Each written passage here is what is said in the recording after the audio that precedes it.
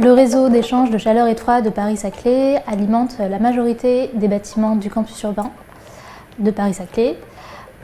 Et c'est également un des sites pilotes du projet européen d'Etouritz, qui est un projet qui vise à développer les réseaux de chaleur et de froid de 5e génération en Europe.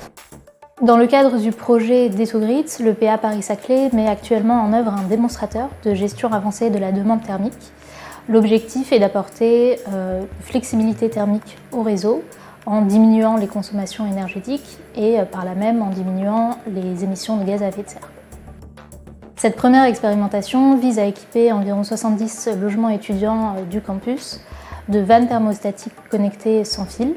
Ces vannes thermostatiques seront couplées à des répéteurs qui permettront de communiquer les données de consommation énergétique des chambres étudiantes équipées à un contrôleur qui s'appelle le contrôleur Storm et qui a été développé par un de nos partenaires du projet d'Etouritz, Vito.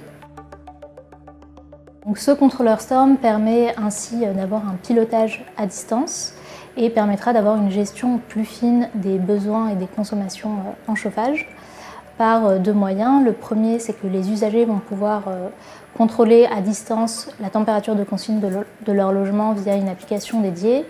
Et dans un second temps, on pourra également obtenir à distance les informations de consommation sur les consommations et sur les données de consommation des chambres équipées. Cela va permettre d'abaisser les pics de consommation lorsque cela est nécessaire sans pour autant diminuer le confort des chambres équipées.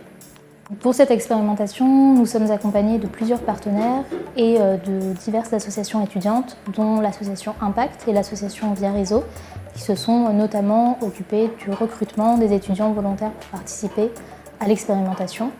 Le CESAL, qui est le gestionnaire des résidences étudiantes, a également participé à l'expérimentation.